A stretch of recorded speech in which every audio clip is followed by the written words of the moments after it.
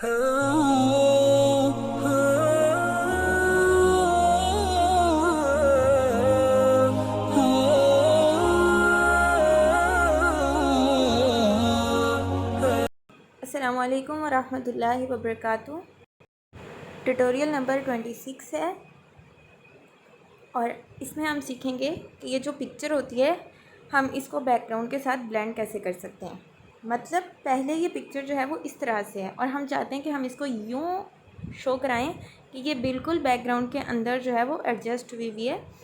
तो वो हम किस तरह से कर सकते हैं, तो देखते हैं कि हम इसको कैसे जो है ब्लेंड कर सकते हैं। तो चलिए स्टार्ट करते हैं। और सबसे पहले हम क्या करेंगे, हम यहाँ पर कोई कलर जो है उसको ले लेंगे। मिसाल के तौर पर अगर हम ये वाला कलर जो है इसको ले लेते हैं, या अगर आप इसको ट्रांसपेरेंट रखना चाहें तब भी आप इसको ट्रांसपेरेंट भी जो है वो रख सकते हैं, लेकिन हम यहाँ पर कोई भी कलर जो है वो सिलेक्ट कर लेंगे। उसके बाद हम यहाँ से मिडल ऑफ द स्क्रीन जो ऑप्शन है यहाँ पर आएंगे और यहाँ से हम शेप में जाएंगे और शेप जो है इसको हम इसके ऊपर इस तरह से सेट कर देंगे।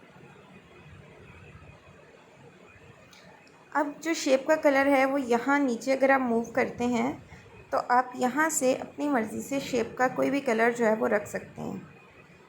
ठीक है, चलिए मिसाल के तौर पर मैं इसका ये ग्रीन वाला कलर ही जो है वो रख लेती हूँ। अब हम क्या करेंगे, अब हमने जिस पिक्चर को बैकग्राउंड के साथ ब्लेंड करना है।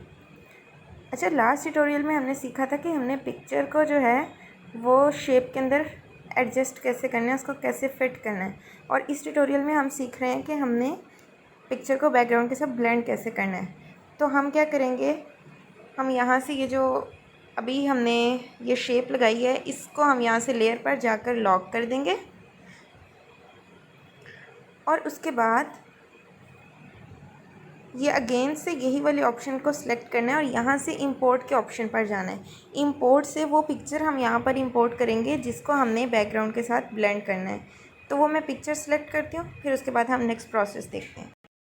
अब यहाँ पे ये पिक्चर जो है ये हमने सेव कर लिया और जैसे मैंने आपको लास्ट वीडियो में बताया था जिसमें हमने पिक्चर को शेप के अंदर जो है वो एडजस्ट करना सीखा था कि आपने पिक्चर जो है उसका बैकग्राउंड जो है वो पहले से रिमूव कर लेना है। PNG पिक्चर आपने जो है वो लेनी है। तो यहाँ पर भी आपने PNG पिक्चर ही लेनी है। मैं उसी पिक्चर को दोबारा से इसी ट्यूटोरियल में जो है वो यूज़ कर रही हूँ। तो यहाँ से हम इसको सिंपली सेलेक्ट कर देंगे और अब ये जो पिक्चर है ये हमारे पास यहाँ पर आ चुकी है। अब हम क्या करेंगे,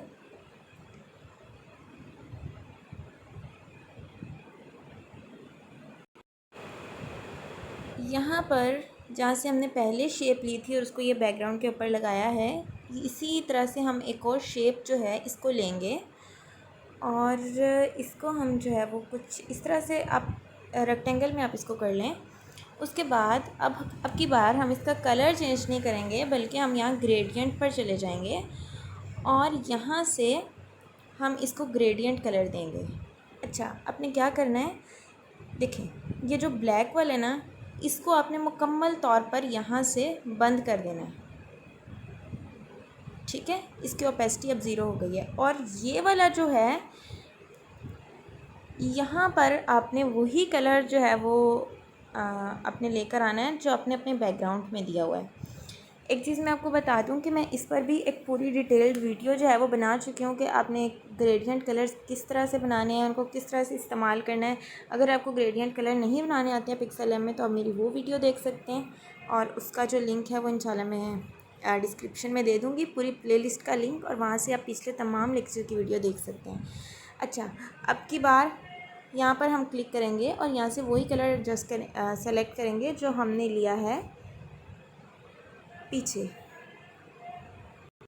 अपने बैकग्राउंड के अंदर। अच्छा, ये वही कलर अब हमने यहाँ पर जो है ऊपर एडजस्ट कर लिया। एक चीज़ आप देख रहे हैं कि जो कलर हमने सेलेक्ट किया वो ऊपर की जानिब है और ये जो नीचे वाला जो कलर हमने ऑफ़ किया है ये नीचे वाली साइड पर। तो हम क्या करेंगे, हम इसके ये वाले जो हैंडल्स हैं इनको पकड़ के कलर को नीचे लेकर आएंगे और ये ओपेसिटी वाला जो है इसको ऊपर ले जाएंगे। ठीक है, इस तरह से। और अब हम यहाँ से इसको जो है वो ओके कर देंगे।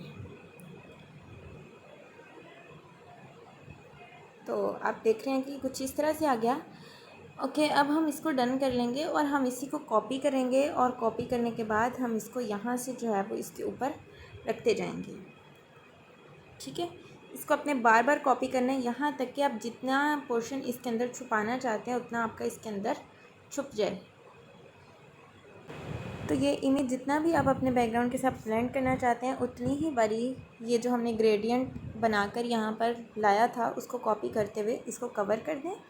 और अब हम यहाँ से सिंपली इसको जो है वो सेव कर लेंगे यहाँ से।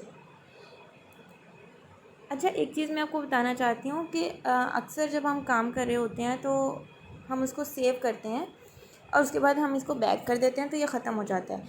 लेकिन अब फिर जब दोबारा आपको ज़रूरत पड़ती है या कुछ आप उसमें ठीक करना चाह रहे होते हैं तो आप दोबारा से बनाना चाहते हैं उसको, क्योंकि आपके पास काम तो आपका सेव होता नहीं है।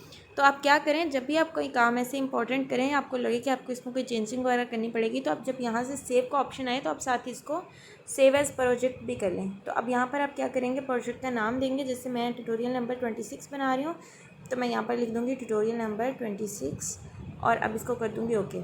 अब ये जो हमारा काम है ये यहाँ पर प्रोजेक्ट्स के पोर्शन में सेव हो गया है। नेक्स्ट टाइम आप अगर इसको ओपन करना चाहेंगे तो सिंपली आप प्रोजेक्ट्स में जाके इस पिक्चर पर एक बार क्लिक करेंगे तो ये आपके पास सेव हो जाएगा।